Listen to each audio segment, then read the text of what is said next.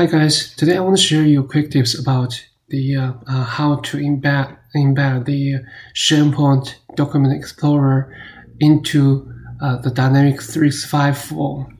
So firstly, let's look at what this Explorer looks like comparing to the normal subgrid. This is the Explorer I just finished, so you can see it can show the subfolders as well as the documents inside the current record's document location, right? But this is the normal subgrid for the documents, SharePoint documents. But you can see this is not good because it doesn't show the subfolders. It just merged all the documents and show in the subgrid. So it doesn't. So you cannot see the subfolders. So okay. So how to realize this? Okay, let me introduce the steps. Firstly, you need to create a new environment variable. So to save the SharePoint URL here. So go to the environment variable. You can create a new one and give it the URL, the site URL. And the next step is you just add an iframe to the form. So this is the iframe. Previously you can add an iframe from here. Just search iframe. But for now, you cannot see the iframe from this component list. But you can go to the classic form editor to add the iframe to the form. So click this one. You will jump to this classical form editor. Go to Insert tab. You will see the iframe here. Then you can just add iframe to the form to anywhere you want. And for this iframe, you give it a name, give it a label. It doesn't matter because it will not show the label. And give it the URL. It doesn't matter. You can set to whatever you want, because this URL will be replaced in the web resource when the form is loading.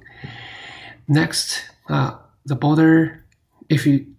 I don't like the border, so I don't want to display the border.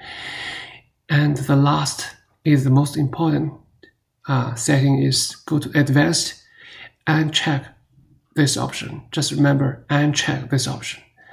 So if not, your iframe will not show the documents well. Okay, so this is the second step. The next step is the web resource. So I developed this web resource. So let me show. This is the web resource here. The main function is this one: set common share SharePoint document. Set common SharePoint iframe URL. So this is the context info. This is the iframe name. This is the environmental variable name, which saves the SharePoint site URL. And I think you can go through the this web resource.